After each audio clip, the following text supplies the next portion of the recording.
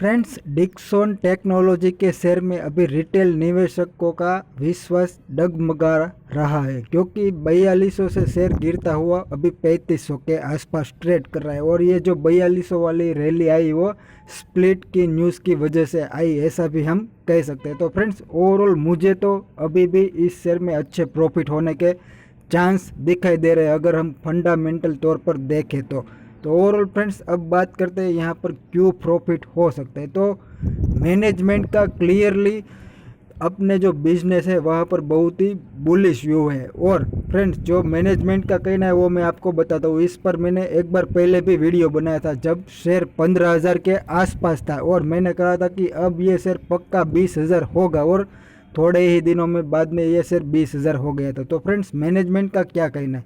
तो मैनेजमेंट का फ्रेंड्स ये मानना है कि जो मार्च 2020 यानी कि पिछले साल जो 4,400 करोड़ के आसपास की सेल थी वो इस साल 6500 करोड़ के आसपास रह सकती है। यानी कि अभी अभी जो मार्च महीना खत्म हुआ वहाँ तक की बात करें तो 6500 करोड़ के आसपास की सेल्स रह सकती है। और अगले आने वाले साल यानी कि अभी जो नया साल शुरू हुआ, यानी कि 1 अप्रैल से जो साल शुरू हुआ, वहाँ पर मैनेजमेंट 10,000 करोड़ की रेवेन्यू का टारगेट लगा रहे हैं। तो फ्रेंड्स, ये बहुत ही हाई स्पीड ग्रोथ हमें इसको माननी चाहिए, क्योंकि शेयर बाजार में 10-12-15% की दर से अगर कंपनी ग्रोथ करती है तो बहुत ही शानदार माना जाता है।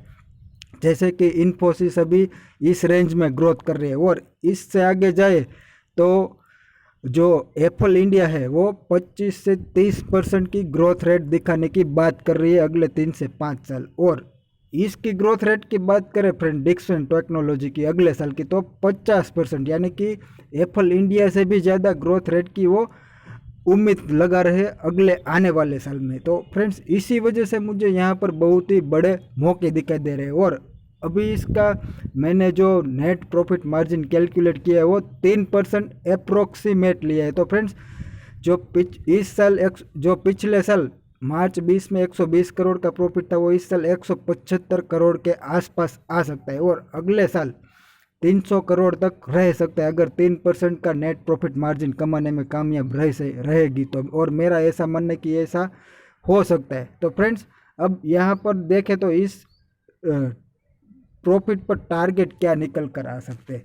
तो फ्रेंड्स, ओवरऑल 50 रुपये के आसपास की ईपीएस इस कंपनी की बन सकती है अगर 300 करोड़ रुपए का प्रॉफिट कमाने में कामयाब रहती है तो। और 100 का प्राइस टू अर्निंग रेशियो अगर इस कंपनी को हम दे तो 5,000 रुपये तक के टारगेट इस शेयर में निकल कर आ सकते हैं। मगर फ्रेंड, अभी ये कंपनी इतना गिरने के बावजूद भी एक 147 के पी रेशियो पर ट्रेड कर रही है, यानी कि जो 4200 से अभी 3500 पर शेयर आया है, तो अभी भी इसका पी रेशियो 147 है। तो फ्रेंड्स, जो अगले साल 50 रुपये की ईपीएस रहने वाली है, मेरा ऐसा मानना है, तो उस पर अभी जिस पी रेशियो पर शेयर ट्रेड कर रहा है उस लिहाज से हम टारगेट निकालने की कोशिश करें तो 7,350 रुपये के टारगेट अगले साल के निकल कर आ सकते हैं, ऐसा मेरा क्लियरली मानना है। तो फ्रेंड्स, यहाँ जो मैंने आपको रेवेन्यू और प्रॉफिट का एस्टिमेट दिखाया, यही शेयर बाजार में पैसे कमाने का जरिया है। क्योंकि फ्रेंड्स,